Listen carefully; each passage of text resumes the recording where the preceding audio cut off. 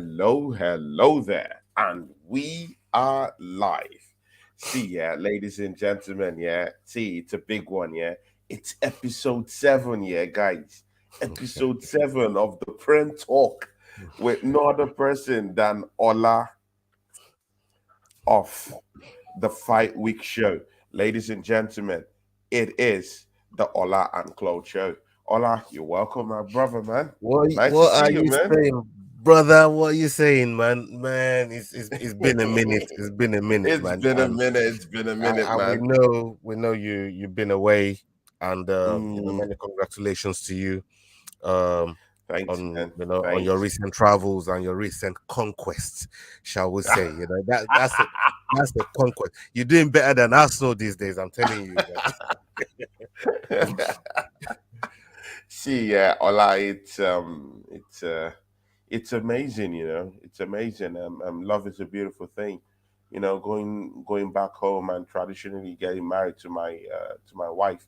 So, It's amazing, and she's been a very very big support system to mm, me. It hasn't really been easy, but she's been the one that has really helped me through everything. So it's bro, only congrats, justice man. that I go do that. Yeah. But Congrats, Ola, congrats. see, Ola, I have a problem with you guys here. Yeah. I leave the mantle for you guys here just 4 weeks. Ola, Ola, come on, man. I leave the mantle Bro, just 4 weeks. Just 4 weeks for you guys hey, to do your thing and you guys to shine. Coming back here, the team has capsized, the team has collapsed. We've bottled a title win. See, we've bottled it, Ola. Yeah, we have. That's a fact. Yeah, number one, I want to Ola. I accept. don't know, man. Number one, Um, I want to accept responsibility for the total collapse of this whole capitulation. thing. Yeah, Mm, forget mm. Ateta taking responsibility. Even forget the players. Let me take responsibility. You see, I'll tell you why I'm taking responsibility. Tell These me, brother. fuckers tricked me, bruv. They tricked me, man. They bamboozled me, bruv. You know what I They mean? did, I yeah. should have known, bruv. I Oh should have my known. God. I kept saying to you Oh. when we started this thing that I got scars. Mm, This Arsenal oh, club has left scars mm, in my mm, medulla oblongata. You understand? mm, mm. This Oh, it's Arsenal, cooking. It's this cooking. this this club has left scars in my mental, Oh bruv. my brother, And I got man. bamboozled, but we all got Yeah. bamboozled. We all got We all got, tricked. They, we all they got, tricked us, we man. all got tricked, We should man. have known. You know what I No, mean? You no, should have but all known. that, In Ladibo's the prime, it was in Ladibo's prime. You can never understand the pain and suffering that Arsenal fans has been through over the last 19 years, bruv. You know what I mean? Latimer's Prime is in the Big charts, up yeah. yourself, Ladibo's prime. Big ups to Yeah. Latimer's Prime. Latimer's Mm. Prime is one of those, is one of those. How do I put it now?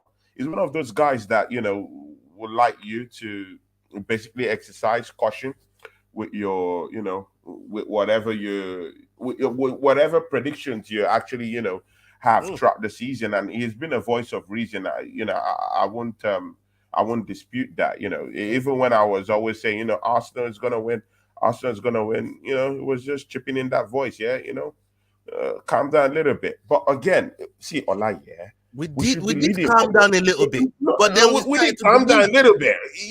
Then we Should started be to believe. leading our team from the front, not from the back. Yeah, should be supporting our team and galvanizing them to win. But Ola, man, that the capitulation has been horrible, man. It's a horror It's been show. so bad. It's been so bad. Big up Wilson. Big up yourself. Andrew Bell, Wilson, NUFC Uwene, Global, Sam MUFC Global. Silver. That's my guy, great guy. The Assembled is back to the fray. Also, Yeah, man. Andrew Bell, that's a member, yeah. Big ups to Andrew Bell, yeah. Big ups to Wilson Uwene. Big ups to Latimer's Prime. Arsenal Forever, whose message is on the screen right now. Big ups to you. It's a big follower of ours. He has his own channel, guys. Go follow that guy. Yeah, See, man. Ola, Salute to you, man. do the talking now, man. Forever. Just So, do so, the talking, Ola. so my thing is this, right? And this is when I Mm, say they tricked me, right? mm, We've been asked, you know what I mean? If you've been following the club the way we've been following the club, there are certain false dons. Like this happened last season. Yeah. So when I said they tricked me, this only just happened last season. When I said I got scars in my mental, it's still very fresh and recent. But because of where we were, for how long we were there, there's no football fan in their right mind that want to follow and support their club, right? Even the most pessimistic people, even they started to believe. And it took a while for some of us to get there. It took a lot of prompting and nudging by a lot of people. And I'm talking opposition fans as well. They were prompting and nudging us. Like, you know, exactly. Hell, man. Why ain't you lot fucking, why ain't you lot denying that you know what I mean? There was the pressure. Yeah, exactly. We got suckered into the whole thing, but we forgot. There are still some players in this team that just can't get you over that line. Some cankerworms, some demons that need, some exorcism. Bro, in that scene, when you're supposed to when you need to have world-class moments by world-class players, and I'm not gonna lie, we've had quite a few of those this season. To be where we were for as long as we were, we've had some of those moments. But then there's an extra gear that if you're a great player or a good player, I want to be a world-class player, there's an extra gear that you have to go into to get you over that line. And we haven't quite got that in this team. But see, we haven't got it. Not with the manager. Are the leaders? Where are the leaders of the team? The players. Where are the leaders? Like, forget this youth, where are the leaders of the team? Where are the leaders? Bro, where's Granit Xhaka, Where is he? In this capitulation? Where is Zinchenko every time we fucking consider goal? Can someone tell me where he is? Zinchenko couldn't just stay 5 minutes in his defensive position. I've been telling you this from 5 minutes, just 5. Forget going upward, Just sit back and defend. I've been saying this on this episode defend for quite a while. I've been saying it. That every time, all right, forget you. Yeah, you can go forward and do your thing. Yeah. But your job is a defender. You're a left back defender. That's your job, your primary job. Yeah. Then the rest of what you do is cherry on the cake, is salt bay on the fucking steak, whatever it is. You know what I'm trying to say? But your primary job, your bread and butter, should be back there defending. That should be the thing, right? And for me, defensively, we collapsed because Zinchenko. For me, don't talk about Saliba. Don't talk about Saliba. No. I'm not even going to go there. I'm not going to go there. I'm good. No excuse on this one. No. I'm not going to go there. I'm going with Tomiyasu. I'm going with Tomiyasu here, right? I'm not talking Saliba because there's certain type of jobs, and I want to take you back to Liverpool because all this collapse started with Anfield. So let me take you back to Liverpool when we played them earlier on in the season. Who played left back with everybody that we had available? I think it was Tomiyasu. Exactly. And what did he do with Salah? Locked that man off. It's like the man didn't even exist on the pitch. Fact. Right? The 2-2 we considered at Anfield. Who was it? Salah and Firmino. They got their Salah and Firmino tax. Right? So I'm not even talking in terms of like centre-back sort of situations. I'm talking from strategically, what Tomiyasu can do on that side of the pitch. We didn't have him, right? So forget Anfield, because we still know, even for you to go and get a result at Anfield, everybody has to be on their best game. I mean their A game throughout the whole time on the pitch. You gotta be on your A game. If you want to get a result, if you want to get a result at Anfield, we ain't got that. We haven't got that. And Ola, I just want to answer. Have we bottled the title? Because it looks like we've not fully, gotten into the rhapsody, of this whole thing. Yeah. You know why? Where are we? Have we bottled this title right now, Ola? I think because some people are still believing. Some people still believing that Man City will still drop points, man. But man, see, I've washed my eyes clear from that delusion. Yeah. See, I personally think that we did a bottled it. Bottle job, man. That's a big bottle job, man. Bro. And you know what sealed everything Paddy for me? Power was taking the piece outside the Emirates with the biggest bottle behind the fucking lorry. That draw in with Southampton, yeah. How come does Arsenal play with the donuts of the league, yeah? The bottom, the people at the bottom of the league, yeah, that can't even see. These guys can't barely score goals. Theo Walcott scored, man. Theo Walcott hasn't scored in like 10 games, 15 games. Let that sink in. And then he comes to Arsenal and scores a goal. Theo scored. It was bro. It's not even. Look, if I've been saying this as well for the longest, right? Every single goal that we considered from Anfield to Southampton, even to the City games, they were not goals that the teams had to work for. How easy it was for these guys to just get in behind, just penetrate. They just going through. If teams were breaking their necks to get these goals and we were dropping points, I'd say okay, these teams are putting an extraordinary sort of performance in that to even get in behind us and score goals. They're not even the goals are so easy. We're giving goals away easily. We're giving it away like it's not even about how easy it is, yeah. It's when the donuts of the league, Southampton, come to our home, yeah, and put 3 goals at the back of our net. See, as early as 12 minutes, we've considered 2 from Southampton, bruv. The donuts of the league, yeah, put 3 goals past us. That's a shame. It's a shame. Right. And at that point, I knew we've totally bottled it. Yeah, 2-2. It's a good result to go to Anfield and get. Champions go there and mess up. Champions go there and get slaughtered. Man City went there and of course they got beaten at the end of it. Right? Good. We go to Anfield. We get 2-2 draw. It's not a bad one. The manner of that draw, was quite.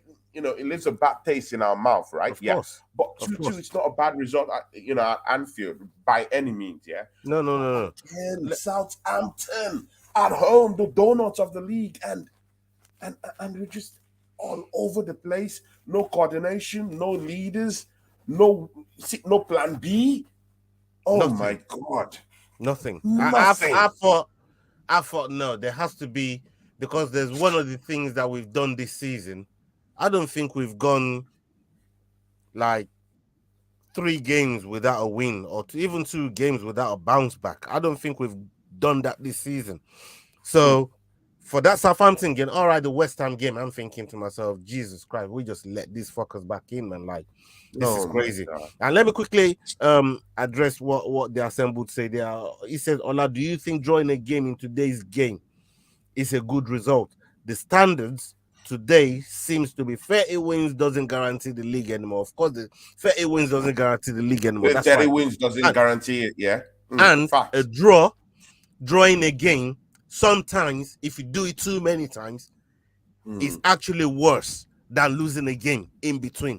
If you win one, lose one, draw one, you get better amount of points, which is 4 points, than drawing 3 games and not losing any of those games, but you get less points.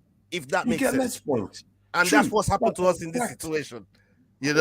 When you draw too many games, sometimes it's worse than actually losing a game in between. You win losing one, lose game, one, draw one, and that's true. You draw 3, you get 3 points.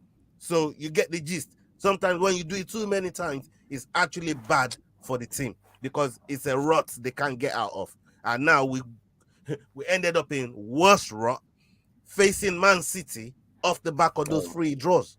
Of those 3 draws, yeah. Some of our fans were expecting us to go and win that game at the Etihad. I personally didn't see where that was coming from. Where that full thinking was begging for a draw. And I mean begging. I'm talking about defending with your lives. I'm not talking about the kind of fuckeries we went to the Etihad to do. That was, bro, the way the way the De Bruyne just ran through, like Haaland just brought that thing down and just put the ball around the corner. And that's but one long ball from the back. From the back, yeah. See, MUFC Global says here, yeah, one of the best and interactive shows out there. Big up Tony and big up Ola. Yeah, of course. Yeah, me and Ola will do this. Yeah, we do this. But this is what I'm trying to let you see. Is this thing by Latimer's Prime? Yeah. Let's look at that statement. He says here, I think the overreaction and defeatist attitude from Arsenal fans this last few weeks is kind of embarrassing. I'll be honest. Why just give up? Ola, please give a befitting answer to Latimer's Prime. Yeah. Right. Like I will carefully reiterate here. Latimer's Prime has been that voice of reason throughout the season. You know, when I started my show, he was one of those guys that popped in, yeah. So that's my respect for him. You know, he came here, he honored my show. I know anyone that honors my show, I honor that person back. So he showed me that he's a brother. So I respect him for that. But look at that statement online. Give him a befitting answer. What I'll say back to that, when you say overreaction and defeatist attitude, number one, it's the team that we're competing with, the club in Manchester City that we're competing with. That's number one, right? So that's where that defeatist attitude is coming from, right? Just recognizing the kind of team they have, the quality they have, the type of manager they have, how relentless they've been over the last few weeks, chasing us. And on top of that, the treatment they gave us at their ground, right? So when you add all of those together, I don't care how optimistic you are as a fan. When all those moments happen, when the culmination of those moments come in, they break you down. They break you down, bro. Every time you 2-0 up, you can't close. You can't close the show. You can't close the show. You let the team back in, right? Yeah. A culmination of all of those things fucks with your mind. Hence, the overreaction and the defeatist attitude that you think you're seeing from Arsenal fans. And some of them have that's a befitting answer, yeah. It's a befitting answer. Some of them have the right to see, yeah. Or I'm not even talk of the deja vu, yeah. We Arsenal fans, we suffer from PTSD. We know what happened. We've been bottling titles that we've bottled titles before. You know, we've bottled titles before. Just last season, yeah, we were to qualify for the Champions League. You saw what happened. We bottled it. And again, see, in the last 10 games of the season that were meant to close up shop and get this business end of the season, that's when we deem it fit to just throw it all away. And Latimer's Prime, yeah, it's not even about losing those games, yeah. It's also about the performance. The way we lose this game, it's disheartening. I'm tired of going to places like Manchester City, Ola. I'm tired of going to Manchester City and being beaten 4-1. Why a team like Fulham that doesn't even spend half of what Arsenal have even spent? I said this. Arsenal, since the emergence of Mikel Arteta, we spent nothing less than £500 million. And yet Fulham gives a befitting story, a befitting situation, a befitting narrative of themselves against Manchester City. Just look at the game yesterday. And Latimer, tell me why it shouldn't break your spirit at the end of the day. After all, we're humans, right? It should break your spirit, no matter how optimistic you are. Well, when team goes, your team that's supposed to be challenging for the title, yeah, winning the title this season, is going to the Etihad and being spanked 4-1. Look, Ladimos here is making he wants a link to come on the show. I don't know if you want to drop him the link because he says it's not a befitting answer in his opinion. And if you come on, you come and explain it properly. And on top of that, we're playing Chelsea, so yeah, we're playing Chelsea. He wants to give his you know, his preview on the thing. So I welcome that. I embrace it. I'll send it to let's him do on it, man. Instagram. I'd like you're I'd saying like something, man. I'd like to hear his point of view. But in my opinion, when you say, and let's go for this, right? We're all just dropping opinions here. Nothing is factual. We're just dropping opinions, of course, right? it's opinion based. So for me, Laddie must have sent you the link. This is what I felt as an Arsenal fan. We go to Anfield, right? I wasn't even optimistic, and these were the two things that I said when we started this whole run and being at the top. That if we could go to Anfield, ladies and gentlemen, I'm sorry, ladies and gentlemen that are watching the show, Everton have just equalized in the matchup against Leicester. It's now 2-2, 56 minutes, and Iwobi, Alex, scores a goal for Everton. See, it's a draw. Anything that Everton can be able to grasp now would help them in their relegation battle right now. Ola, please continue, man. Yeah, so, like I was saying, the two things that I was saying to myself when we got in this whole run, and that, look, if we go to Anfield and we don't lose, and if we go to the Etihad and we don't lose, irrespective of what happens, we got a great chance. We went to Anfield, we didn't lose, despite I argue we should have won the way we started that game, right? But we didn't lose. So subconsciously, I was kind of happy with that result. The only thing I wasn't happy with, and it made it feel like a loss, is because of how good we played and how much we let them back in the second half, right? So we went to West Ham. Well, all right, you know what? We scored 2 goals in like 8-9 minutes. Are you thinking, okay, we didn't close the show the last time. Surely you lot learn from your mistakes, shut the back door, control the game, and see out the game, Yeah, exactly. Again, they didn't. We did exactly the same thing, and we let them back in. Are you thinking to yourself, hold on, we've just dropped 4 points out of a possible 6, making the same mistakes. When you think you have a manager that's putting into and instilling into his players that, look, every single mistake you make in every game that we got going on here will have consequences.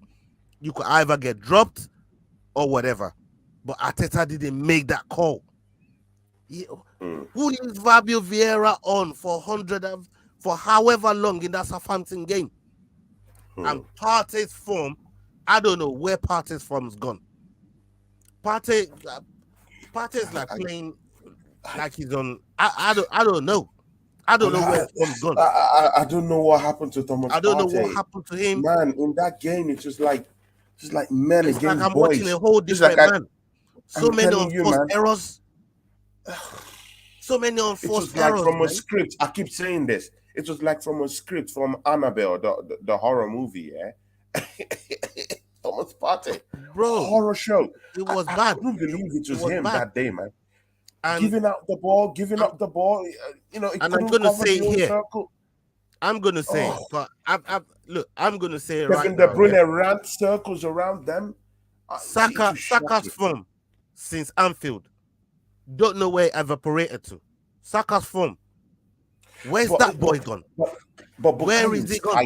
But Bukayo is tired, bro. Isn't it? Bro, hold on. No. Tired, I'm not taking this tire talk. I've been playing all the whole. I've been playing. No, Tony. I'm not going to accept this tire talk. We're playing one game a week now. We came out Europa League. You remember how pissed off I was, bro? Yeah. Remember how pissed off I was, sure, right? And the consolation was supposed to be, okay, we're going to be fresher now. We're only playing one game a week. So that tire talk does not come in. It's form. It's what I'm questioning here. And with one game a week, there's nothing to do with fatigue now. It's more of your mental strength and you keep ticking over and keeping that form going, right? And I'll even argue that coming out of those cup competitions, like the FA Cup, again, I was upset when I came back on here and I was screwing about it. That how can we just come out of here with a whimper? The same thing we did in the league cup games. in So the League Cup game. those competitions, I'd argue, actually hurt us more than it helped us, because when you look at the way Man City operates, and they've been doing this for the longest, they've been doing it. Look at how United is played this season. Yeah, they're not challenging for the title, but they were in the picture at one point. But they were fighting on all fronts. On all fronts, right? For on longer all period fronts, of the season, right? So if we're challenging for the title, we had to be taking over with extra games in between. Okay. That's what I'm trying to say. But to what extent, yeah? Or to what extent did recruitment play a part in this collapse of of Arsenal Football Club right now? Would you tie everything right back into that recruitment failed January and summer recruitment that we had? I would say, I would say, look, we brought in Jorginho, we brought in Trossard, we brought in Kivior, right? Yeah. So Trossard, how amazing was he in March? Amazing player, amazing form. Did you see Trossard in April? No. How come the player of the month for March didn't start a game in April? He's not injured. I'm not not injured. But bro, Arteta needs to be questioned in all these things. Yeah, I'm sorry. Yeah, he didn't even start a single game. I stand for truth. I'm not a pretender. Yeah, I stand for truth. I genuinely think Mikel Arteta should be questioned. I'm sorry, man. How come the player of the month for March didn't start again in April? And I wanna say something. I want to say something as well. Yeah. Just because you question the manager, or you querying, or you criticize him, don't mean you want him out of a job or you want him out of a club. But you, as a fan, as a consumer, I'm not calling for his head. What we're watching, you have every right to question some of those decisions that we've had to endure. I question it. Yeah, he has a case to answer in this capitulation that Arsenal have displayed. I'm sorry, I have to get to that point. I don't know what you think, man. So Jorginho, if Partey's form is starting to dwindle, and you can see it, right? Why not bring Jorginho in? Why did you buy him in the first place? If you're not going to use him. It makes no sense. Especially if you're trying to take control of a game that you're already 2-0 up in. If you're trying to take control of a game that you're already 2-0 up, and you want someone to take control and, look after the ball, someone that takes really good care of the ball. All right, I might not have the pace to defend and all that, but the amount of unforced errors, the amount of ball possession we were giving away is what let those teams back in.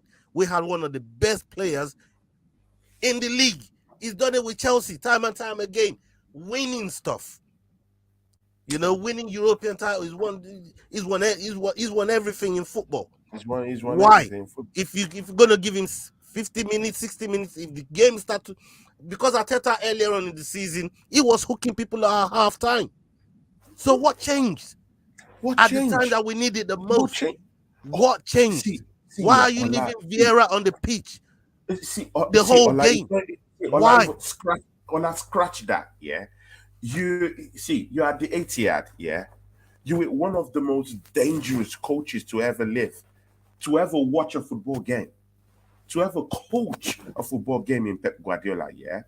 You losing 2-0 in the first half of a very, very important, in fact, the most defining game of the season for you. And you're in your biggest opposition's home. And you're losing 2-0 to one of the biggest coaches that ever leave it. And you leave your team to go and come back into that second half without no changes. Not one change. See, Ola, I'm sorry to say, I have to say this, yeah. In that game against Manchester City, it was clear to see who was the teacher and who was the student, who was the experienced and who was the most inexperienced in that game. And Mikel Arteta has a case to answer. And you know what? Because we will soon be going into this Chelsea, game coming up tomorrow. Yeah. If there's any blip against Chelsea, Ola, I think if any fan base is calling for the head of Mikel Arteta, I think they will be in their right. I don't know about you. You have to look at the swing of points that it took City to get in front of us, right? Yeah. We were 8 points ahead of them. So think how many points that, you know what I mean? It's almost like a 13 point swing to bring them to front of us. Like how? This month, last April has been horrendous for us. Horrendous, right? Horrible. But the reason why people are still holding on a little bit of hope, I don't live in that reality, right? But that's for somebody else. And welcome to Ladimus. Guys. I like to live in reality. let me just land with this real quick here before. Please land, Ola. Please land, Ola. Of course, I live in reality, yeah. Where we have to now start depending on other teams to do us a favor to win. Because this is what we did at the end of last season, right? We're about to do the same going into the how many games we got left? 5 games, right? 5 games left. Left. So we got to start begging other teams to do us a favor, to make City drop points. Every Arsenal fan was a Fulham fan yesterday, begging and hoping and praying. We had our chance, and we didn't even do half as good as Fulham did. I can't live in a world where I'm hoping and praying and keeping 2 fingers crossed in something that we had total control of, and now I'm depending on other teams to help me out. Fact. That's what I mean. That's the bullshit now that we have to contend with. Yeah. Andrew Bell, big ups to you, Andrew Bell. Arsenal Punk, thank you for coming to the show. Arsenal forever. Mama Flossie, guys. Always showing love. Big ups, Mama Flossie. She's a member of this channel. Anthony Herbert, big ups. She said, big ups, Tony. Hope you're well, mate. We'll be relegated Chelsea. Let's see about that. Yeah. See, guys, I have no other person down here who's on me and Ola show, and it's no other person than Chelsea fan. Yeah, this guy is very interesting guy. Yeah, he's lots of times. He's come here, and me and him have had our fair share of banter and going at each other one way or the other. But of course, he speaks fact, he speaks truth. See, it's no other person than Chelsea fan and Chelsea pundit, digital creator, Ladimus Prime. You're welcome to the show, Ladimus Prime, man. Welcome, bro. Hi. Yeah, big up yourself, Ladimus. Ladimus Prime. See, Ladimus Prime. See, it's quick, it's easy, yeah. Arsenal faces Chelsea tomorrow. But before we go into that, yeah, I want you to just give me a little bit of a preamble of what you think about Arsenal's capitulation right now on how we've kind of collapsed in this title challenge. What do you have to say? I'd like you to touch up on that before we go into the Arsenal-Chelsea matchup.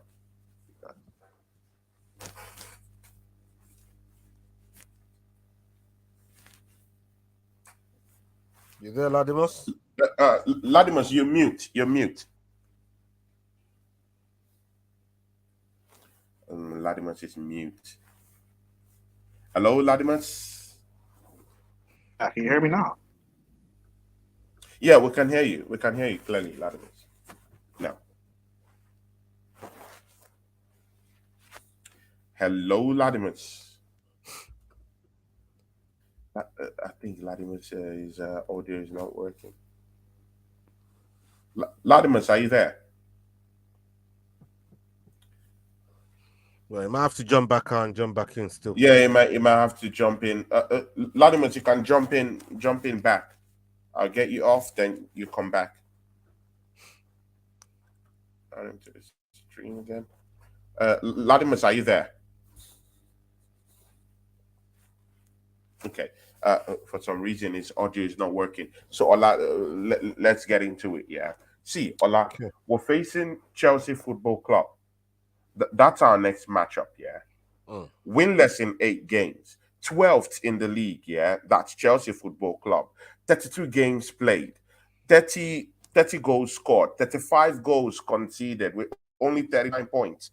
Ola, what do you have to say? Chelsea Football Club. Arsenal battling it with these guys, yeah? Winless in 8 games. The last win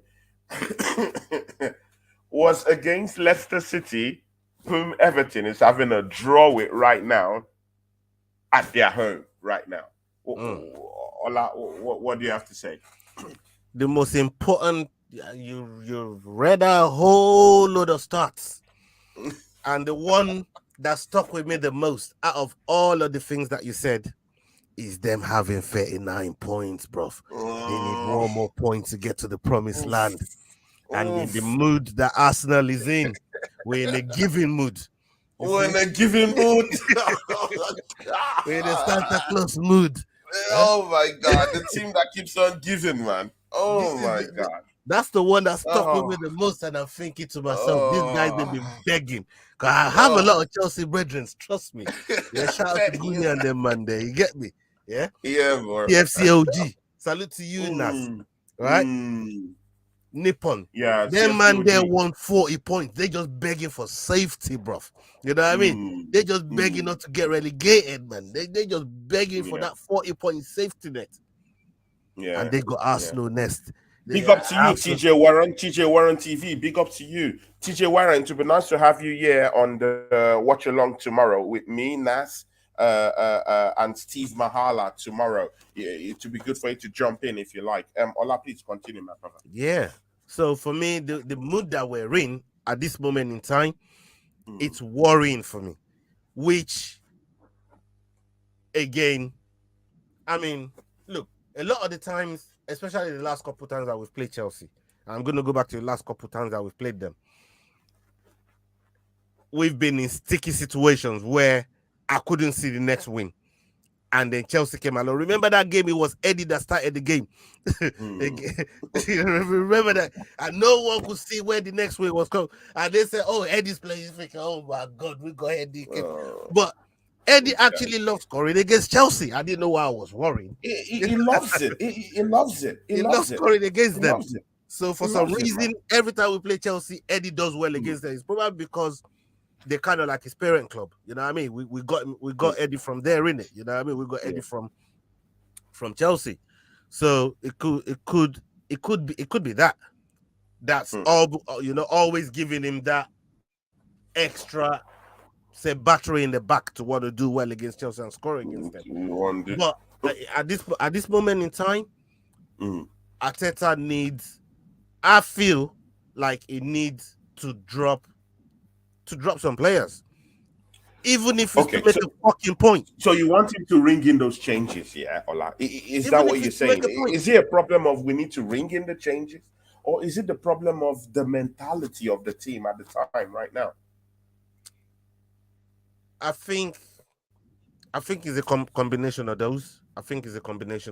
And I'll tell you why. These players, Ladimus, are you back? Ladimus. Yeah. Sorry, I had to update. Okay. Big up yourself, Ladimus. Salute to you. Big ups, Melina. Big ups, Ladimus, man. No other person than Ladimus Prime has, rejoined us on this show. And right now, Ladimus, we've already got into that Chelsea stuff. But I want you to, characterize what you feel at the time right now about the Arsenal capitulation. What's your idea? Just can touch up on it a little bit. I don't like how Arsenal fans are being defeatist and like flip-flopping. It was only a couple of months ago we were talking about how, or even all season, talking about how amazing this Arsenal team is. Generational, world-class players in every position. It's amazing. Partey is the best DM in the league. Saka's the best right winger. Martinelli is the best left winger. How amazing everyone is. And now all of a sudden your team's not good enough and you have no character and you were always going to lose to City. But there were Arsenal fans saying that it's our league to win. We will win the league. You guys had a league. You were 7 points clear, 6 points clear. I don't like 11, the complete 11 switch and 8. now. 11, yeah, 11 points. I don't like the 11 complete and 8. switch. Shout out to Miss Melina. Shout out to Miss Melina and DWTT who are on the show. Taib is saying Miss Melina, a big fan of this channel and a big helper who has been on this show with me. Miss Melina, big ups to you. Latimus Prime is on the show. Latimus Prime, please continue. I don't like the complete switch from Arsenal fans. Be consistent. You guys could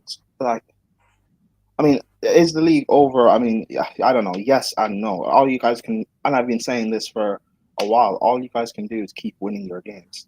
Whatever happens with City happens. Just keep winning your games, and then whatever happens at the end of that, it is what it is. But I don't like and I also don't like how Arsenal fans are reacting to this whole bottle thing. Have you guys bottled the league? Yes, but that doesn't mean it's over. You dust yourselves off. You take the criticism or the players take the criticism and the manager in terms of where you guys went wrong, and you go again next season and you make sure it doesn't happen again. I don't like the thing of, well, we can't use this bottle tag. Like you can, but it doesn't mean it's a bad thing. It doesn't mean you guys are finished. You just go again next season. That's how you get the mentality. Ladimus, with all due respect, that's open to interpretation. This whole bottle thing, especially among fans. Among rival fans and whoever want to banter you and make jokes and make fun and all of that, we're all in WhatsApp groups, different WhatsApp groups where they just get at you in there. But on the real surface, which is what I was saying earlier on, right? We had the control of this running in our hands, right? We had control of it. Now my problem is, and I agree with what you're saying, that all we can keep doing is winning our games. Oh, I totally agree with what you said. Even if we do that, if City do what we think they can do, not even that's enough. I know I'm not saying it will be. I'm not saying it will be enough, but right. That's all you guys can do. All you can do now is win your games, because you're not in a position right now of having an advantage. All you can do is win your games, because if you guys had won against Liverpool like you were supposed to, you'd beaten West Ham like you were supposed to, and say even got a draw against Southampton, losing to City would not have been a problem. This is where the defeaters' attitude is coming, and that's why people are disappointed and moving like they overreacted. Say even like we could have dropped them 4 points at Anfield at West Ham, and say we got 3 points from say Southampton, and say draw from CA. If you dug in hard, fans wouldn't be feeling how they're feeling now. They're feeling like that now because we've been on the spin of 4 games and threw away the lead on 2 of them, capitulated in the 3rd one, and just about dragged it back with Southampton. But did you not feel like this would happen? Because I remember much earlier in the season when particularly talking with Tony, and that's why I watched your show, Tony, you did with Deji and who's the City fan? Onome, that's a friend of mine. Onome, sorry, I because I like him, I just couldn't remember his name. When you did the show with those two, I don't like the way you kept trying to flip it back on Spurs. Like, the reason why they were going so hard on you particularly is the way you throughout the season were talking about everyone else, talking as if like, Arsenal are the crown kings and City are the peasants, and they were never going to come back in the league. Yeah, that was some fans. I don't know what fans I'm talking about Tony in particular. That's why they went so hard on you. For me, and that's why I told you much earlier in the season of, let's not just say Arsenal are in this title race or they'll win the league. Let's wait, because once you remember, I kept telling you, Tony, once you get into this run-in where games actually match early in this, obviously you need to win your games early in the season, but you can drop points slightly early in the season and maybe make up for it in this run-in. Look at City. All these things of Arsenal fans saying, oh, but we're not playing 2 games a week. City Champions League will affect them. When has Champions League or playing late FA Cup games affected City in the last 5 years? They've used that to their advantage. I totally understand you. But again, you yourself here, you've also recognized that fact that if Arsenal won the game against Southampton, if we did win that game against Liverpool, if we did win that game against Everton, that would just completely. No, but it's mentality. Yeah, and you guys, I know. you guys But let me land here. And then that West Ham game, that game was totally for us. It was gifted to us. We're leading 2-0. You know, if we had won these games that was meant for us to rightfully win, that loss against Man City, we won't even be feeling this, yeah. But the problem, Latimus, is that we bottled all those games, yeah, and that's why we're in this position. And even when I was discussing with you at the start of the season, Latimus, in some cases, we're 8 points, 11 points ahead of these guys, yeah. I really felt that Arsenal was gonna, just. I know, and that's why you guys should have all the way, just go over the line. Like Tony, you remember when? I never foresaw that we're going to lose Saliba. Tony, I never foresaw we're going to lose Saliba to a long-term injury like this. Yeah, but I don't blame it on Saliba being out. Tony, you remember back in I think October or September when I said when you guys get to like 20 games, because at that point before the fixtures got changed around, I think you were supposed to play City the second time. When I said when you get to about 20 games and you play City, then I can judge and see if you guys will actually go on and win the league. And I think in January, I came on here and said it. In January, I said you guys will win it because of the amount of points you've accumulated at that point was the most of a title-winning team at that point. So I was just looking statistically of you guys will go on to win the league. You have to. Statistically, you have to go on and win it. And the fact that you haven't, like, I don't know, you guys can talk about mentality, and I think one of you guys mentioned Xhaka. Why don't you mention where have your better players been? Saka lately, where has he been? Where has Partey been? I said that earlier on. I don't you guys said that earlier. Yeah, you guys can talk about Saliba being now, but Rob Holding, I don't think he's played badly. No, I think I've actually defended Rob Holding many times. Yeah, I think Holding has been. I think Holding has been fine, and that's on Arteta though to find a way around it. You remember in January when Tony, you wanted Mudryk, and you kept saying Mudryk, sign Mudryk, and I said no. Use that 100 mil to improve your squad, get a backup to Jorginho, or to backup to Partey, get another forward in, get a centre back. You brought those players in, but Arteta hasn't used them correctly to help you guys. And we was just talking about that just before you came on. Ladimus are not like Ladimus are not like part of the whole thing is also accepting taking responsibility when you're wrong. I accept it, and that's why my life is very simple, If I make a mistake or if I push something different to the public and I feel it's wrong, I'll take the blame. I take responsibility. I said that Arsenal was going to win the league because I legitimately thought. No one has ever accumulated this type of point and led this way. There's nothing wrong. No, there's nothing wrong with saying that you think. No, but Tony, it's fine you saying that you think Arsenal win the league. That's not the problem. The reason why, people are coming at you particularly is the arrogance and disrespect you showed to Man City.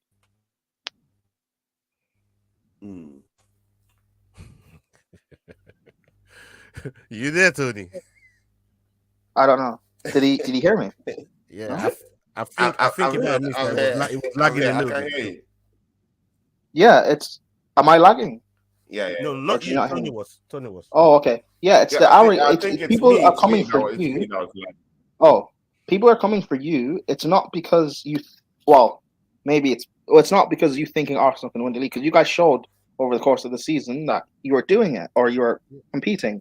It's the complete arrogance and disrespect you show to Man City. And it's not just you, by the way. There are a lot of Arsenal fans that showed no respect to Man City. But now, all of a sudden, the last few weeks, people want to switch it and be like, oh, but Man City have two squads. City don't have two squads. They don't have two 11s. They just have a little bit of squad there. Bro, they got a cheat code bench, bro. All right, we might not say two squads, but the 5 players that they're able to bring off the bench. But bro, man, these guys are 5 players able to bring off the bench at any time. In the league. When Arsenal won the league, when Arsenal won the league and went invincible, you guys had players on the bench that could come in and were probably just as good as what you had in your 11. Yeah. Like, I don't. Why is that a bad thing? No one said to Arsenal. No one said to Arsenal. No one said to Arsenal. No. But you have some. But you have Arsenal. Yeah, but you have Arsenal fans now. There are certain Arsenal fans treating it as if, City have 2 squads. We were never going to compete. But like, no. That's not how I'm viewing it. No. I know not you. But there are certain people out there, and I'm like, but when Arsenal did it, when you went invincible, no one said your invincibles doesn't really count because you have 2 squads. Like, that's not how it. You guys, like, again, and people saying like Man City are just inevitable. I rate Man City highly. I think that's why I said they would win the league. They have the mentality, but I don't think they are necessarily unstoppable. If you guys, if and it stems back to your fan base. If about a few weeks ago or 4 weeks ago, if your fan base wasn't showing crumble of, Man City, they're behind us, this team needs to do us a favor, Man City, it wouldn't have seeped into your dressing room, and you guys would have got over the line against Liverpool. You would have got over the line against West Ham. You wouldn't have lost to Southampton. I think it's mentality more than just ability, because you showed ability, you're able to compete. So it has to be mentality then. It has to be, where has Saka been? Where has some of these players been? Where has Arteta? When you need Arteta tactically, these last few games, where has he been? Because if Saliba had been fit, are you telling me Saliba? Are you telling me Saliba is your difference? Is Saliba? No one can tell me Saliba alone is the difference. No, Saliba alone can't just be the difference, because if that's the case, that would mean Saliba has been carrying your team all season, and your players, Saka is not as good as what you guys think. Nelly's not as good as what you guys think. Partey is not as good over the course of the season. Yeah, but if Gabriel is the better defender, then Gabriel should have been able to help you guys these last few games. Yeah. So that's my thing. That's my thing. So my point was, all right, because I've actually called out a lot of these things that you mentioned. I said about Trossard. Yeah, I know. I said about Trossard not being used, being a player of the month in March. He didn't really get used in April. I've said about Partey just falling off a cliff. I don't know what happened to that guy. Zinchenko. These are people. These are players that were really, doing stuff for Arsenal when we're doing good. Zinchenko, every time we concede a goal, is never in the frame. I've said it time and time again. I've been saying that for the longest. Now, losing Tomiyasu, I think Tomiyasu could come in centre back or come in left back when we need that reassurance in our backline. What is it with the last 10 games of the season that we just completely lose everything? And lastly, let me just finish this bit. And lastly, the biggest one for me is Arteta, right? At times, the substitutions has been wrong, the tactics has been wrong, leaving players on the pitch for too long and not making the changes when the changes are required. These are all the things that's culminated into us dropping so many points over the last few games. But why this stuff is going to happen? Not only are your best players your most inexperienced in terms of doing this, you also have a very, very young and inexperienced manager. So what do you do now? Do you sack Arteta and bring in an experienced guy to get you guys over the line? Or do you just do you persist with Arteta over the next 3-4 seasons until eventually you get it right? I said earlier on to your question, like, just because you're questioning the manager and his decisions, don't mean you really want him out of a job. But this has to be questioned. This has to. This amount of points swing. It has to be questioned. I've been the biggest Mikel Arteta supporter here. But this thing needs to be looked at. I'm not saying get his head, come for him or whatever. But I'm saying he has a case to answer. He has a case to answer. At least an inquiry, man. An inquiry. Do you guys think Arsenal this season? Ladimus, the inexperience showed in that game against Man City. Questionable performances against Southampton and Liverpool at Anfield.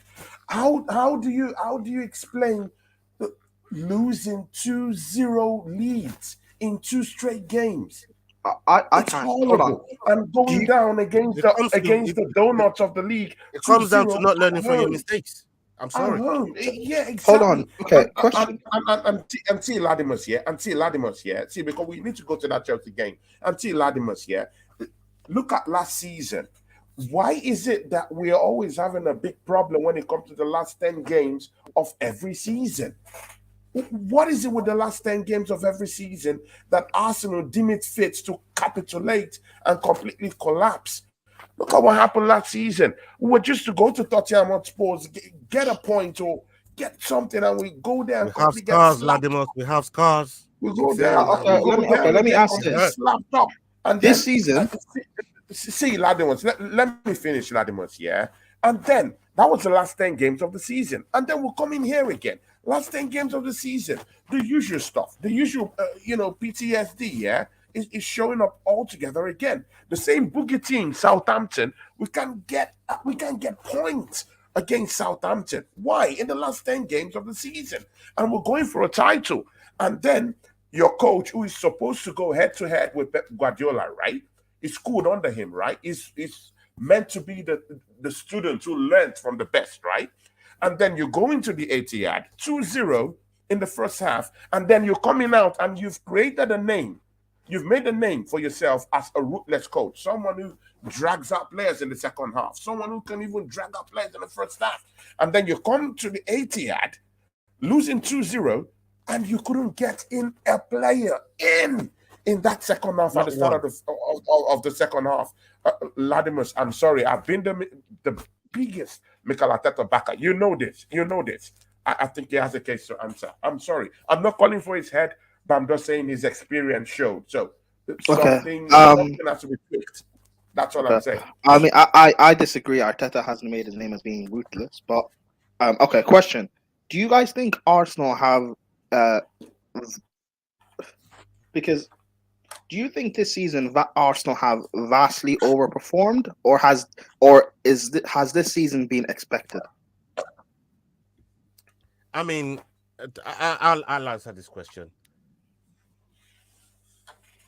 Because no one had Arsenal in a title race, so objective change. I said Arsenal will win the league from the start. But that's okay. Yeah, but that's you. But that's you. I'm talking about everyone else. That's just you.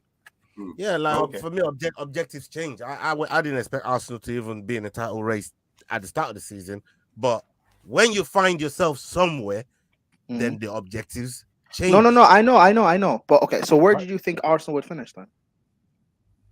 Oh, maybe challenge for the top 4 because we were nearly so fourth. Okay, top 4.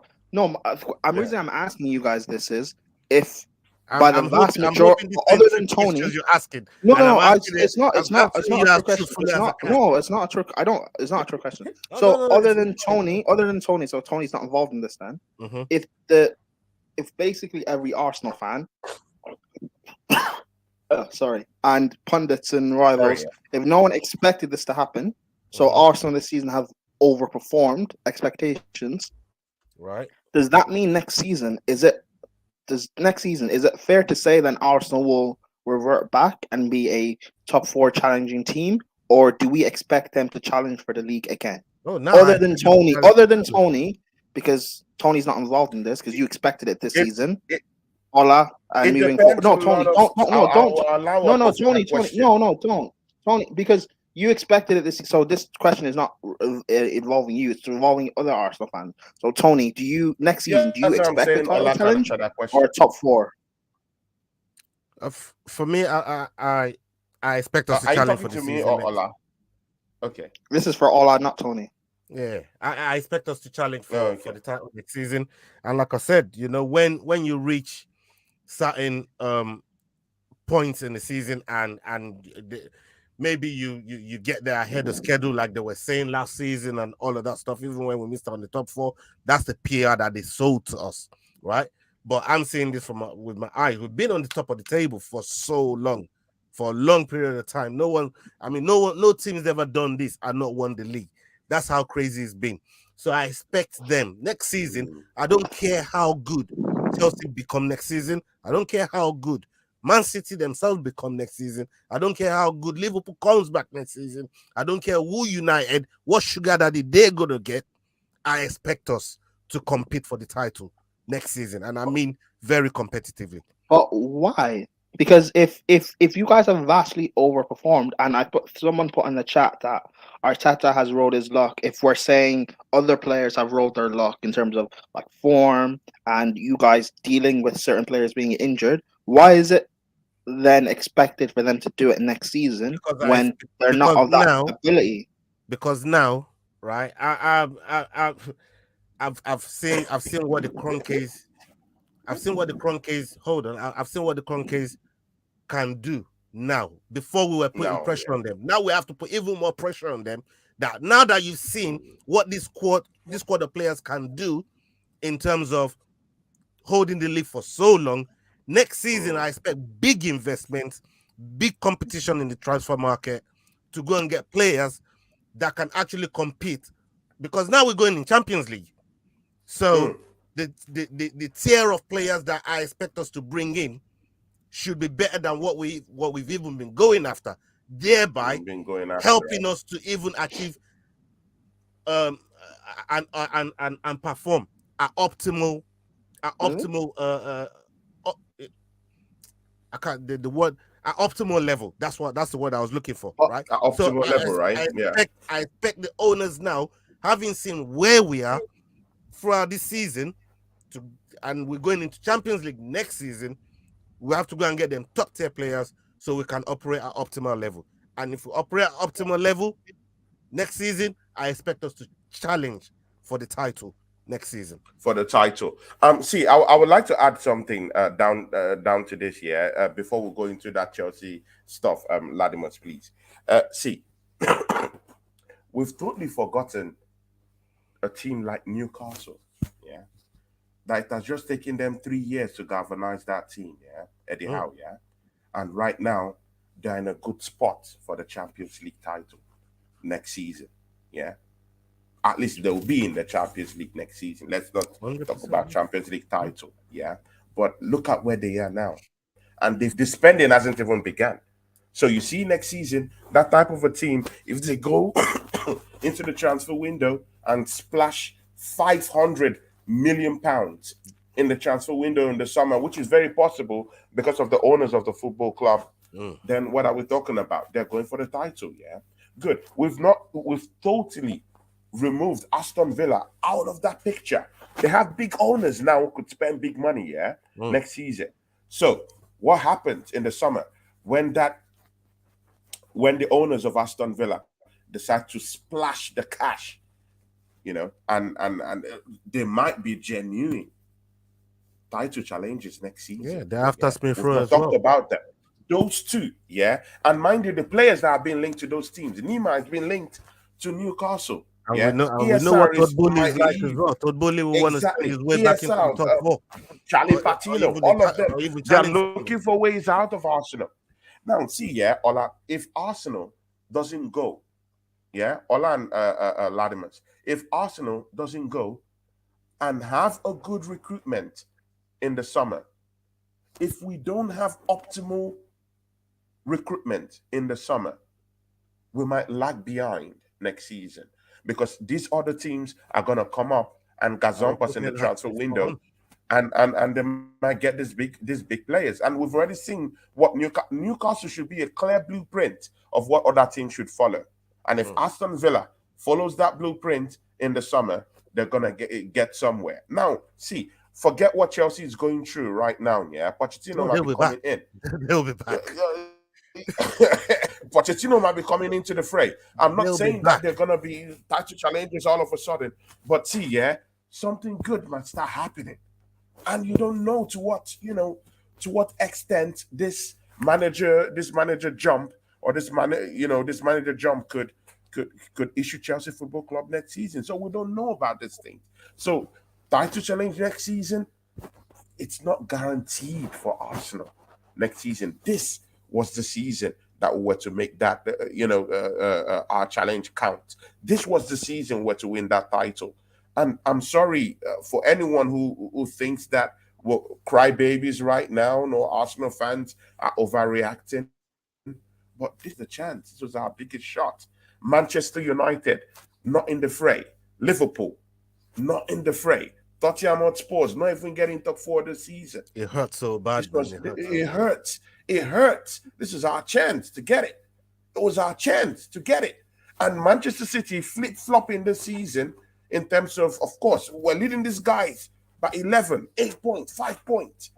So it was our season. And it is our season. Eladimos, the bit that hurt so bad, the bit that hurt the most is relying on other things to do you a fucking favor. You know, like it hurts. Like we had, you had it in your hands with a lot of cushion, and now you're relying on other things to do you a favor. Like to do you a favor. Even the most optimistic people I know they'll feel some type of way about that type of situation. Good. Latimer's Prime. Yeah, we've gotten into that Arsenal-Chelsea matchup for tomorrow. Listen, Latimer's Prime, clearly, yeah. Chelsea Football Club winless in 8 games straight. 8 games, yeah. Their last win came when Chelsea Football Club went to Leicester City and beat up Leicester City at their home, yeah. But since then, 8 games straight, no wins, just draws and losses, yeah. Chelsea Football Club, your football club, Latimer's Prime, is rooted in 12th this season, yeah. You guys, yeah, Chelsea Football Club, I've played 32 games this season, yeah. You've scored 30 goals this season. You've received you are at the back end of 35 goals this season, and you just need one more point to be assured that you won't get into that relegation battle. So you're in. I don't think we need one. I think we're not in a relegation. Latimer's Prime. Do you see Chelsea Football Club beating Arsenal tomorrow? I don't think we need one. I don't think we necessarily need one more point. I mean, our form suggests we are in a relegation battle. Like I've been saying this for months. However, considering the points, or considering what the teams below us would have to do to drag us into it in terms of being relegated, we won't get relegated. We're not beating you guys tomorrow. I see Arsenal fans being like scared to play us. I don't. Like, I think again, that's why I'm saying the big, massive like flip flop. It's ridiculous. You guys will beat us tomorrow. You should beat us comfortably. If you guys score early, like we have one of the best defenses in the league. I think our defense is probably better than Arsenal's. I think the last time I checked. So I don't know. If you guys score early, first 15 minutes or so, you guys could open the floodgates and it could be 3 or 4. However, if the game's 0-0 by like the 60th minute, like when we played you guys earlier in the season, if the game's 0-0 for so long, it could end up being 1 or 2-0 that you beat us by. So it just depends on how, or it depends when you score. And what's not trusting? Latimer's raised a big point here. Yeah, he said at the start of his speech, yeah, he said that Arsenal fans are a bit scared to actually face Chelsea at this time. Yeah, do you see any reason why Arsenal fans should be scared? Yeah, because I'll tell you why. I'll give you a little bit of a preamble to that. Yeah, Southampton, the donuts of the league. Yeah. Who are battling relegation this season, yeah, lesser than Chelsea Football Club, come to our home and cannot beat them. They put 3 goals past us, yeah, and that's the donut of the league. Chelsea is more higher than them up the table. They're 12th, yeah, they've gotten 39 points.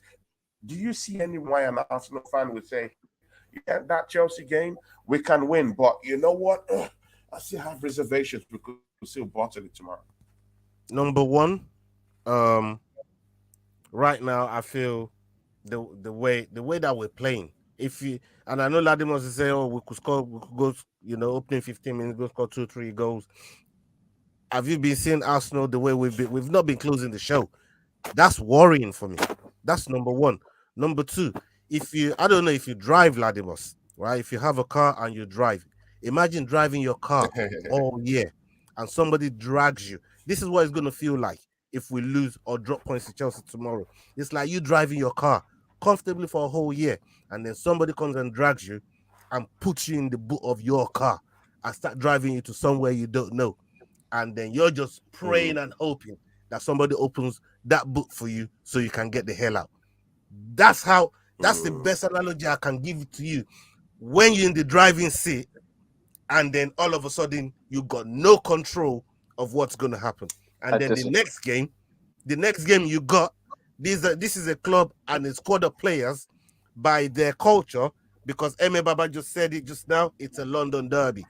One thing they don't want It's a you to London do. derby, so it's another thing One again. thing they don't want you to do if they're gonna. I see Chelsea. They were playing crap all season. So as they see Tottenham was getting anywhere near Leicester, Chelsea turned up. They turned up. No, so Ola, that squad we had title winners in that squad. Right. That was a squad of title winners. You also got great players here. No, hold on. That was a squad of title winners. Yeah. We had just won the league the season before, and then the season after we won the league again. title. Right? And also we did it again. We did it. I'm not cooking anything. Also, we did that against Spurs, who people would say are bottle jobs. We did, like, I understand the whole, like, you haven't won in 4. It would be typical Chelsea to go beat Arsenal. I understand that. And if this was previous seasons with other groups of players and other managers, I would say yes, we could go against you guys and get a result, nick a 1-0. I would understand that. But the way we've been this season, we played Spurs in January, and we normally beat Spurs, and we lost 1-0. I mean, yeah. I predicted. I have this confidence that you got right now. I don't have it. We're not winning. We're not beating you. We haven't scored since, like, we haven't scored in what feels like months. I think we scored earlier in the season, Gallagher, but that was earlier in April. Gallagher scored, but that was a deflected goal. We, like, even against Real Madrid, when people say we played well, we still couldn't really muster a real chance to score.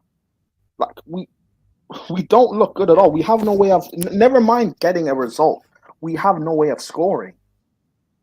No matter who we play, whether it's Havertz or Felix, Gallagher, he'll play Mount. Our best creator since Frank's been here has been Kante. Like, that shows how poor we really are. Like, we're not sniffing chance to score. Never mind. We're there for the, like, this is basically Arsenal are a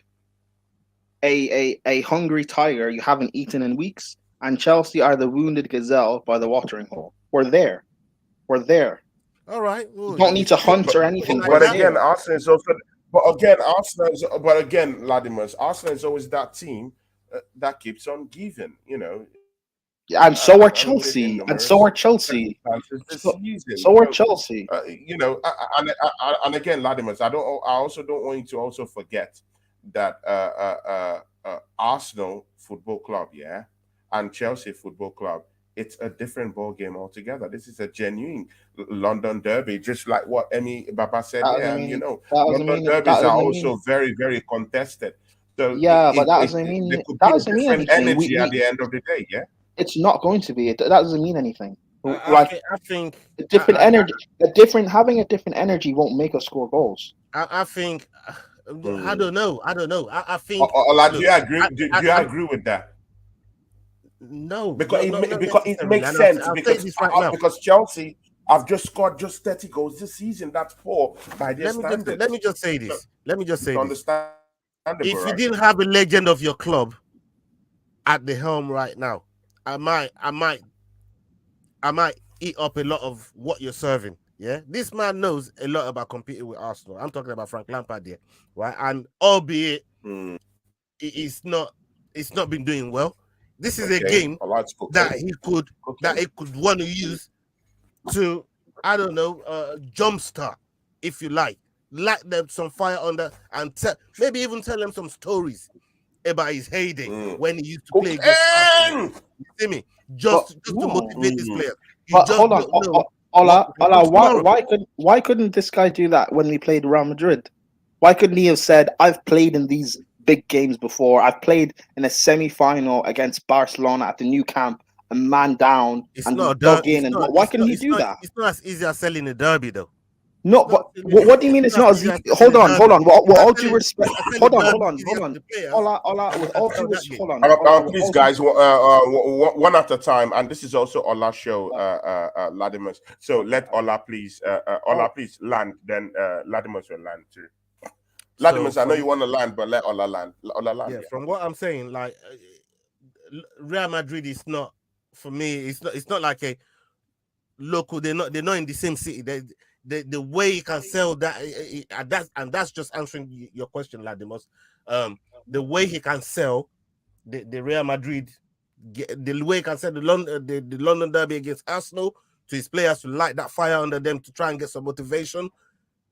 It's not the same way he can sell the Real Madrid thing. And Real Madrid, I mean, is just amounted to too tall for a lot of clubs to go and get results. No, anyways. But Arsenal, in the mood that we're in the form that we're in, I don't see it as an impossible task for Chelsea to get something out of tomorrow. And anything. My point. That's my point, though. 1 minute, 1 minute, and anything other than the win is the catastrophe. That's my point. Yeah, if you can't, that's my point. If you can't do that against that, because you can say what you want about Arsenal, you're not Real Madrid. Playing Real Madrid, like, it shouldn't have to take much to motivate or for you to give a speech to get these players to perform. You can't do that. We've played Arsenal numerous times over the past few years with the same group of players, more or less. And these guys haven't turned up. They haven't cared playing you guys. Why would they care now? They didn't care when we played you guys earlier in the season and we lost 1-0. When we played you guys last season, both times they didn't care. When we played you guys when we won the Champions League, we played you guys in April and we lost 1-0. En route to winning the Champions League, these guys didn't care.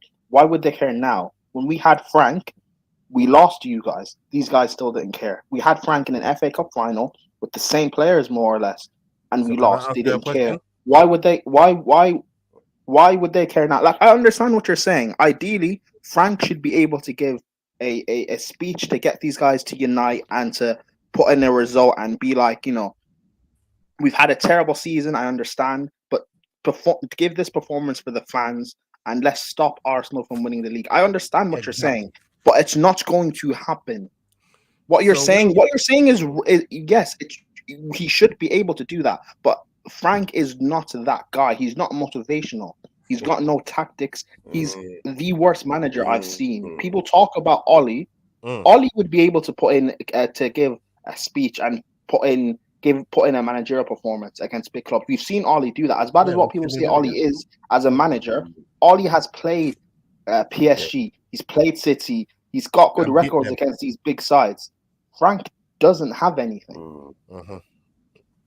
He's not going to. He's not going to. I understand you guys maybe being scared. Frank's not going to pull off anything. He's not going to do anything against you guys. Yeah, Latimus, you raise valid point, and that's the beauty of football. We could look at all these things from different dimensions. Ola is coming from a different place, you're coming from a different place, but it's totally understandable. Big ups to you, Endsman TV. Big ups, lads. Amy Baba, big up the assembled. Big ups to you. See, Ola, where do you think will be the key battle in tomorrow's game? Right. Just before I answer that, when Ladimo said, why would they do that now? My answer to that question, still on with Ladimo. You said, why would they do it? Is Arsenal's never had anything of this magnitude at stake before, right? All the other times that you lot haven't really cared and not turned up and all of that, there was nothing for Arsenal to gain from those games. That's like, you see what I'm saying? We didn't have nothing of this magnitude, and this is why I feel like Frank will use that as an angle to try and sell it. Now, where would this where would this game be won and lost? For me, it's the defense and the middle of the park. Middle of the park the most, because that's where, like I said, what happened with that long ball. A lot of teams now, they're using long ball, cutting our midfield. They're just cutting them off, leaning on our back. Mikel Antonio did the same. What Haaland did. Bro, it's like they're all coming with the same sort of tactics. But let's not forget who used it first. Sean Dyche, when he came, when he took the Everton job, right? The manager bounce, right? He just bypassed the whole midfield. It's like, take that ball long, and then we deal with it from there. And I feel like when teams are doing those tactics against us, even City did it to an extent in the FA Cup game that we lost against them.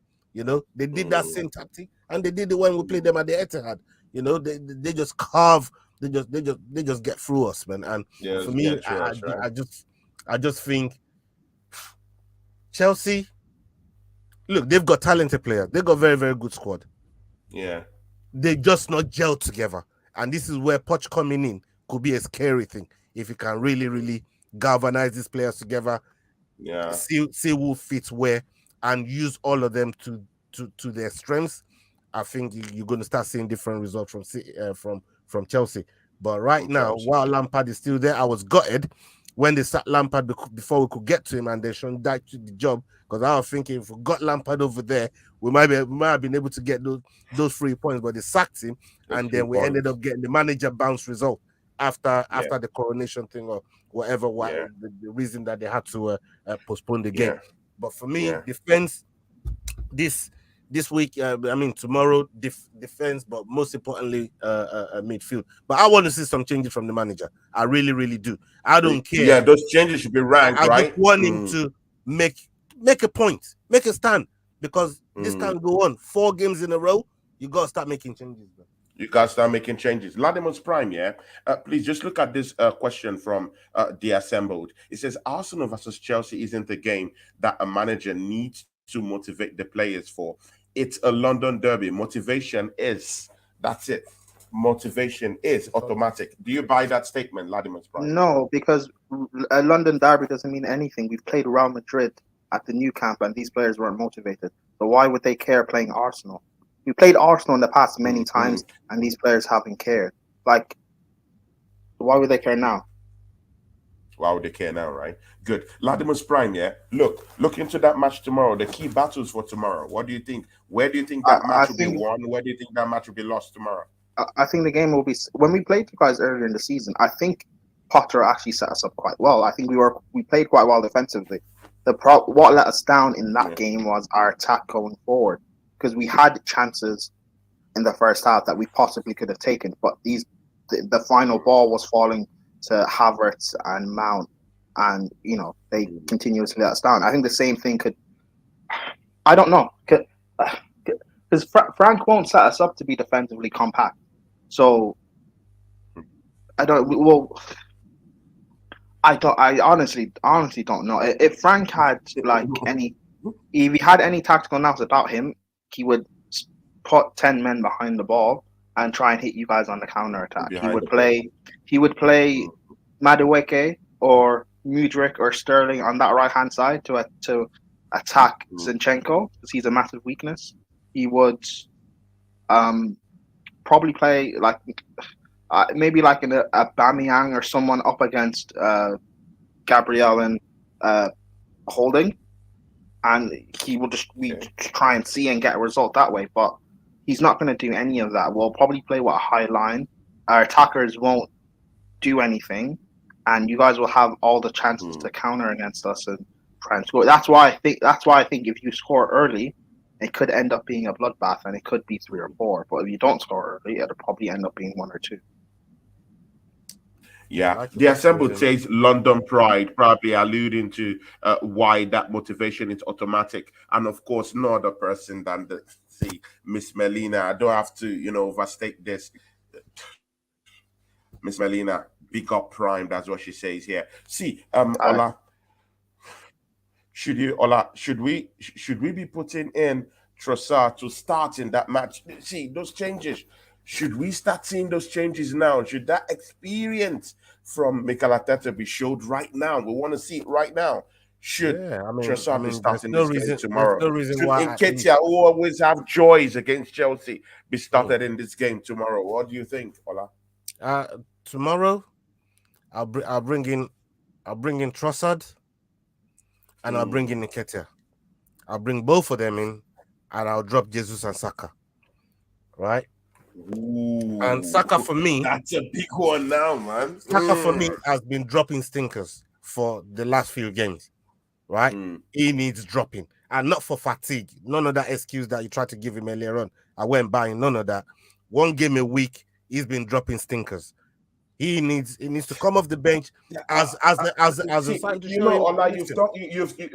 Ola, you've talked about Saka, earlier on, and I want us to be very careful the way we talk about this guy here, because there's a whole lot of dynamics within this Saka topic here. He's been our most prolific player this season, bro. It's been the player of the season. He's been the player of the season. He's been the one that's put our necks into the side of case, yeah. And again, Ola, see, this is the bigger picture.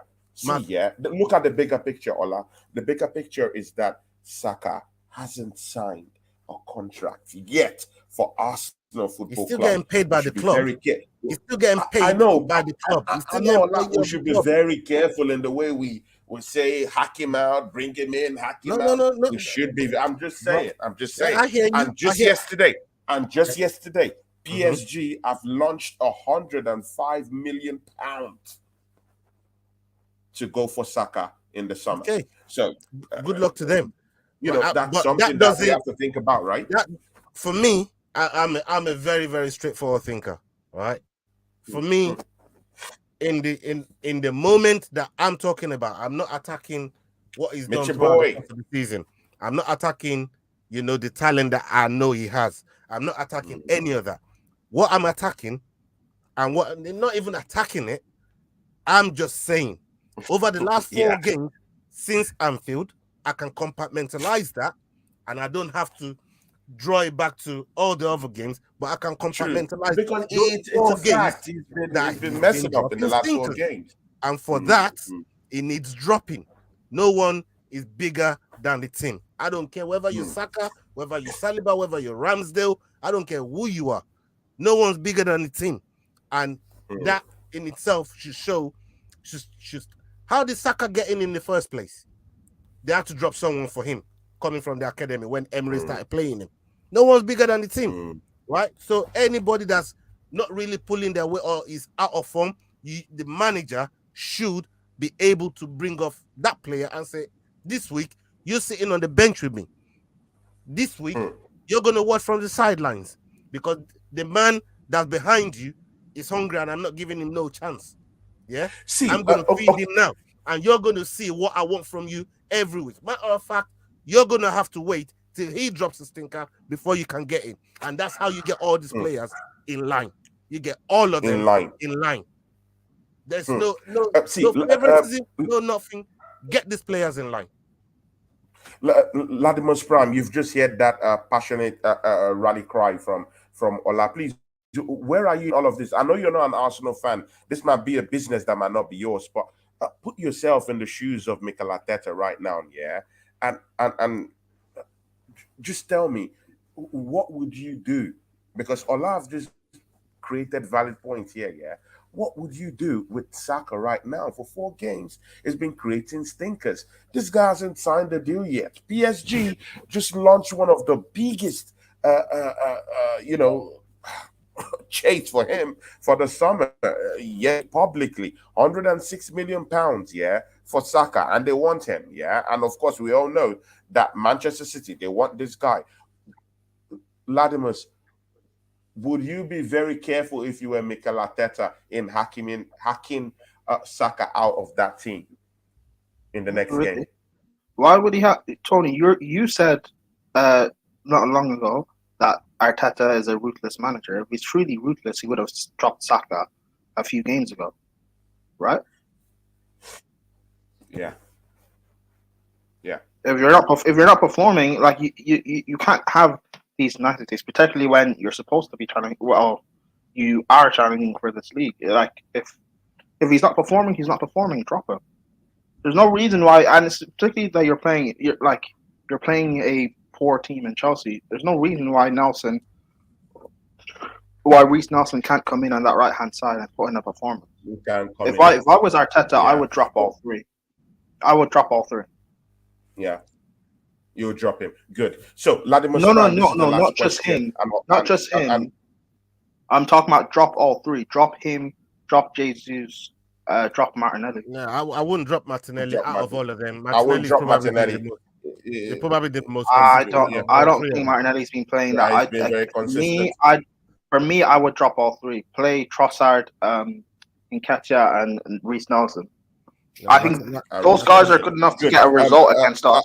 Please, because we have to go now. Yeah, the last question, Latimus, please, your prediction for the game tomorrow.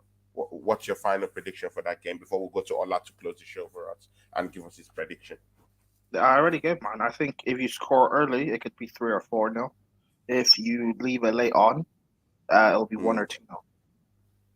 1 or 2-0. Good. Latimus Prime says either 1 or 2-0 to the Arsenal. Yeah, guys. So that's what Latimus, our big guest here, has left us with today. Ola, please close the show for us. But before you close the show, Ola of the Fat Week channel, please just give us your sweet prediction for tomorrow's game.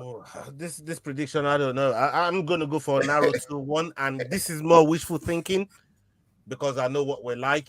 I'm going to go for a narrow 2-1. I'm leaning towards a draw, but I just know we need the results. We need the result. We need to get it by any means necessary, and I hope these players any means necessary. I'm praying to the football gods that they really go out there and really try and put on a show for the fans and try and get that result. Yeah, do you not think this is the perfect team? Do you not think this is the perfect bounce back for Arsenal? Yeah, I said that to Tony earlier on that there's been a few games even in previous seasons where we've been stuck in a rut, and then I didn't see where the result was going to come. Even when we've been playing Chelsea was like our next fixture, and I'm like, Miss Melina, thank you, Miss Melina. Drops that $11 for us, man. Yeah, man. Big up Miss Melina for that big donation. Miss Melina, we love you. We love you. Yeah, we love you. Big ups, Miss Melina. Yeah, Ola, please. Yeah, so that's the only reason why I'm a bit skeptical about the game. And I just don't know. At this moment in time, this last month has been horrendous, and I'm still trying to wake up from the nightmare. It's been horrible. So your final score, Ola? 2-1. 2-1. See, yeah, guys. On that note, yeah. Thank you guys who joined us today. Meet your boy, Miss Melina. Miss Melina, we love you. Thank you for dropping that for us. And of course, Miss Melina is always a member of this channel, of course. And, she helped me grow this channel too. So big up to you, Miss Melina. Ola, thank you for coming to the show. Andrew Bell, The Assembled, Amy Baba, Endsman TV, all these guys, yeah, The Assembled. Big ups to you guys. Latimus Prime, our guest today. Big ups to you, and thank you very much, Latimus. You're big up yourself, Latimus. Nice to meet you and talk to you, man. Thanks, bro. Yeah, Latimus has always been very consistent in whatever he has been saying. Big ups to you, Latimus, and respect all true to you. Ola, big ups to you, my brother. Thank you for it's episode 7, and we keep going stronger, man. Big ups to everyone who has helped in the show. Tomorrow I'll be having the watch along for tomorrow. Me, Steve Mahala, Nas will be here. TJ part tomorrow for that show. Brunch Chelsea tomorrow. Thank you. Big up.